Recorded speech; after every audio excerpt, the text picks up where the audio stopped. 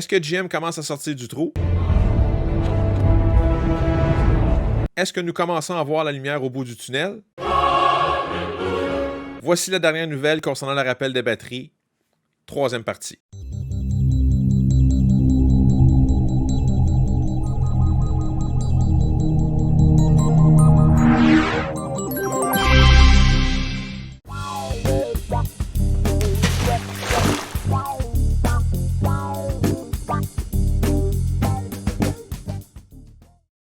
Salut, c'est Yannick de chez Bourgeois Chevrolet.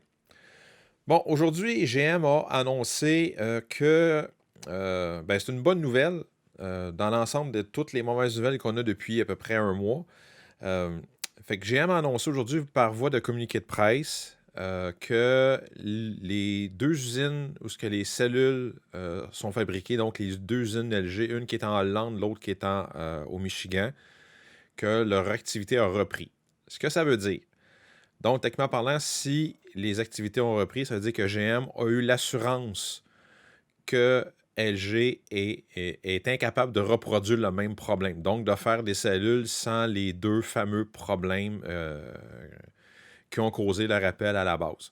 Bon, pour les gens qui vivaient sur la planète Mars, là, qui ne savent pas trop de quoi je parle, je vais vous mettre un lien dans le bas là, de mon vidéo qui va vous emmener sur la deuxième partie de cette série de vidéos-là, parce que c'est rendu une saga, on dirait, qui va vous expliquer c'était quoi exactement les deux problèmes et que les deux problèmes devaient se retrouver dans la même cellule. Donc, en gros, c'est ce que ça veut dire. Donc, en résumé, ce que je viens de juste vous dire, c'est LG a recommencé à refaire des cellules et que GM a l'assurance que le problème a été réglé à la base, à la source, comme je pourrais dire. OK? Je lis mes notes en même temps pour être sûr de rien oublier. Là. Pardon. Bon, dans tout le processus, on a vu au fil du temps avec les journalistes, puis ce que ça a apparu sur Internet, que GM allait se mettre le nez dans l'usine de LG pour que LG revoie leur contrôle de qualité par rapport à ces fameuses cellules-là. Donc, on peut voir que ça a été réglé, première des choses. Aussi que GM a annoncé que LG a augmenté sa capacité de production de ces cellules-là. Donc, automatiquement, il va y avoir une augmentation de capacité de production des modules qui vont être remplacés sur les véhicules, les nouveaux modules qui doivent être mis dans les Bolt 2022. Quand je dis c'est les nouvelles qui sont à construire, là, parce qu'on ne sait pas ce qui se passe avec le reste des 2022 qui sont déjà construites. Là. Je vais y revenir dans mon vidéo. On a su aussi dans ce communiqué de presse-là que les nouveaux modules de remplacement vont être envoyés au concessionnaire vers la mi-octobre. OK? Que GM va prioriser le remplacement en fonction, le remplacement de ces modules-là en fonction d'une ligne de temps précise dans la fabrication où les problèmes ont été le plus souvent répertoriés. Ces clients, eux autres, qui ont déjà été ciblés par GM, vont être contactés par GM lorsque leurs modules de remplacement vont être disponibles. Ça veut dire quoi? Appelez pas votre concessionnaire pour prendre un rendez-vous. C'est GM qui va vous contacter. OK? Je vous dis, là, tout le long, j'ai fait depuis le début de cette saga-là, j'arrête pas de vous dire, appelez pas votre concessionnaire pour prendre un rendez-vous de rappel ou ci ou ça. Là. C'est GM qui va vous communiquer au fur et à mesure que soit vos modules vont être disponibles, etc. Ou, exemple, plus on va avancer dans le rappel, comment ça va se dérouler. OK? Donc, pour le remplacement des modules de ces clients-là qui sont déjà été ciblés, c'est GM qui va rentrer en contact avec vous. OK? Donc, pour le remplacement de vos modules de batterie, puis quand je dis, ils vont vous contacter quand vos modules vont être disponibles à ce moment-là. OK? Bon. Ça, c'est la première portion du fameux communiqué de presse qui est sorti aujourd'hui, le 20 septembre. OK? L'autre portion, la deuxième partie de cette chose-là, c'est que GM, pardon, GM, d'ici 60 jours, OK, va envoyer un programme informatique aux concessionnaires, OK, pour que les concessionnaires puissent faire une mise à jour sur les véhicules qui sont présentement sur la route. Il parle de Bolt EV et EUV. Donc, on peut supposer, j'aime pas ça, faire de la spéculation, mais on peut supposer, en lire entre les lignes, que ça va être une mise à jour qui va s'appliquer Pour les 2022, mais il reste à savoir que cette mise à jour-là va s'appliquer pour tous les autres modèles, donc toutes les années antérieures, OK, au 2022, OK? L'idée de ce programme-là de GM, c'est de détecter des anomalies qui seraient présentes dans la batterie et de faire les modifications nécessaires. Ça ressemble un petit peu au premier rappel qu'il faisait, là. Bon, je vais mettre un petit bémol là-dessus. On va voir ce que ça va donner, mais pour tout de suite, c'est ce qui marque dans le communiqué de presse.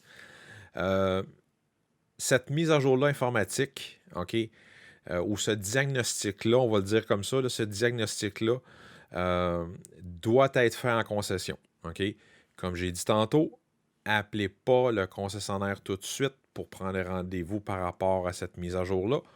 Nous ne l'avons pas encore. Donc, on parle d'ici 60 jours. Donc, on parle, là, quand j'enregistre ça, on est le 20 septembre, on parle 60 jours, on est rendu 20 août, le 20 novembre, pardon, pas 20 août, 20 novembre. Donc, c'est d'ici 60 jours, les concessionnaires devraient avoir ce programme-là pour faire ça. OK?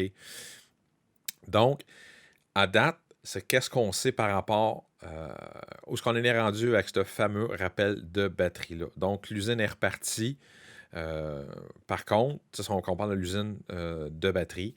Donc, ça veut dire, comme je dis en résumé, c'est qu'ils sont assurés que les problèmes étaient inexistants. En gros, c'est ça. Donc, suite à ce communiqué de presse-là, moi, j'ai 4 questions qui restent sans réponse. OK? La première question, c'est quand est-ce que l'usine d'assemblage pour les modèles 2022 va reprendre ses activités? OK? C'est sûr que le communiqué de presse dit, bon, d'ici 60 jours, il va y avoir un programme de diagnostic, blablabla, diagnostic évolué, c'est le terme qu'ils utilisent. Donc, on pourrait peut-être spéculer que l'usine va recommencer dans 60 jours. Par contre, la semaine passée, GM a annoncé que l'usine resterait fermée jusqu'au 18 octobre. Donc, le communiqué de presse disait jusqu'au la semaine du 11 octobre inclusivement. Donc, la semaine, c'est 7 jours. Donc, les activités devraient recommencer le 18 octobre. OK? Mais comme je dis, je n'ai pas de date pour ça. Donc, on fait juste spéculer. Donc, elle va-t-elle recommencer le 18 octobre ou elle va recommencer d'ici 60 jours quand le programme devrait être disponible?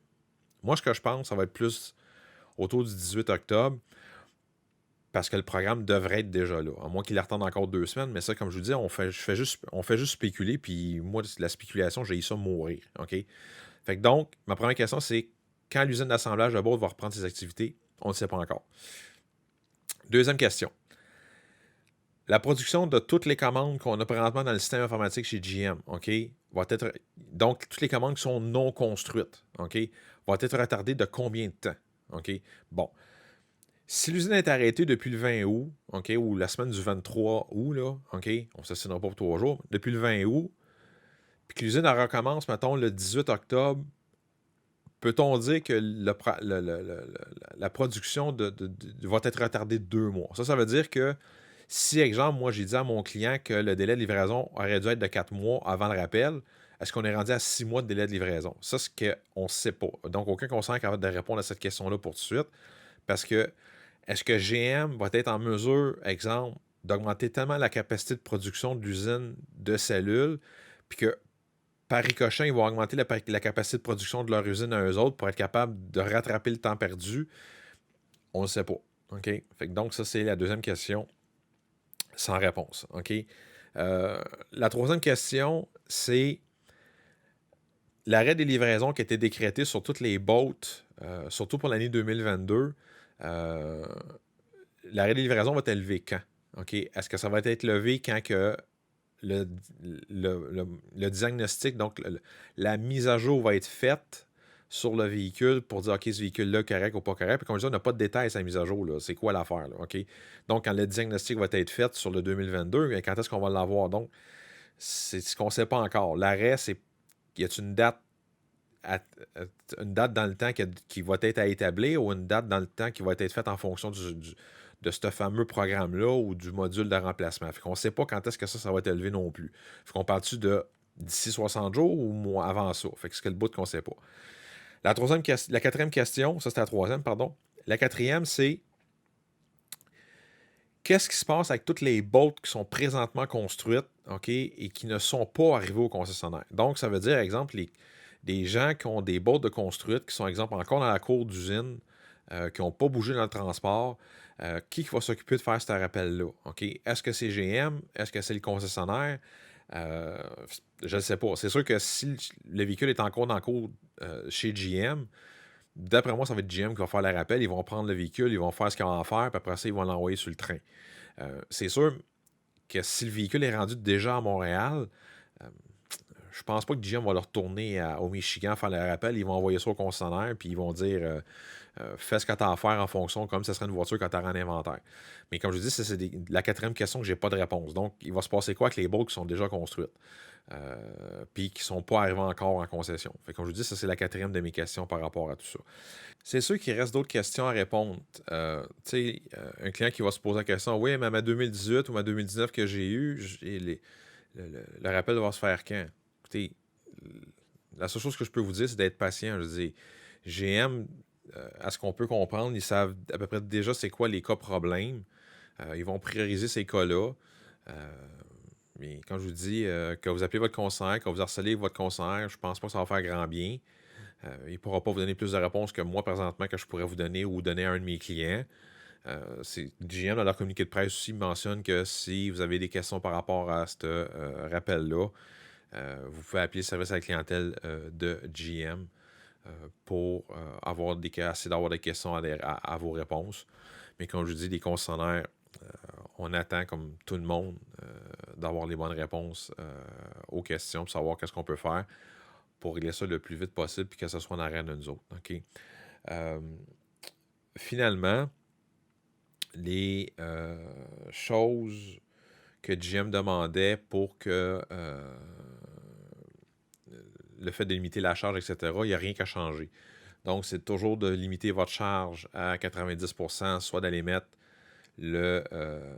l'accumulation d'essence activée ou de mettre la charge à 90%. Je vais mettre aussi le lien du vidéo que j'avais fait là, pour montrer de limiter votre charge. Ça, c'est un.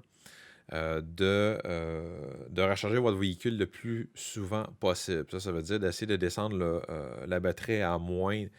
Eux parlent de 113 km, là, parce que sur les 12 cas répertoriés d'incendie de GM, ce serait des cas de décharge fréquente et complète. Là. Donc, à ce moment-là, eux autres voudraient juste essayer de limiter votre charge, d'essayer de descendre votre charge en bas de 25 ou 30 %. Aux autres, parlent de 113 km. Là, OK? On ne vous dit pas de jamais descendre en bas de 113 km. On essaie de vous dire de limiter ça le plus possible. Donc, si vous faites des longues distances, juste de recharger le plus souvent possible, puis de remonter votre batterie à 80-90 % tout le temps. Donc, c'est juste ça que GM essaie de vous dire. Pour les gens que le véhicule dort dans un garage, vous pouvez le recharger. Quand la recharge est finie, de débrancher votre véhicule, de sortir votre véhicule du garage. C'est qu'est-ce qui fait partie aussi du rappel, puis qui n'a pas changé depuis la première journée qu'ils ont déclaré ce rappel-là. Et finalement, la fameuse rumeur ou article que plusieurs journalistes ont repris. Moi, je pense honnêtement, il n'y a personne qui a vérifié ses sources. Ça a été plus un clickbait en anglais qu'ils appellent que d'autres choses, que tout le monde a repris ça à le queue leu, disant qu'on devait stationner les boats à plus de 50 pieds de la maison ou d'un autre véhicule, etc. Là, OK. Dans le nouveau communiqué de presse, il n'y a nullement mention de ça dans le communiqué de presse. Donc, ça, c'était en bon français de la boîte. Fait que c'est pas plus compliqué que ça. Fait que moi, sur ça, je vous quitte. À la prochaine. Comme je vous dis, ça en est rendu une saga. On est rendu à la troisième partie, en espérant qu'il y en a une quatrième, puis ça va être la conclusion et non une cinquième par la suite pour que ça soit encore une conclusion ou plus. Donc, sur ça, je vous quitte. À la prochaine. Bye.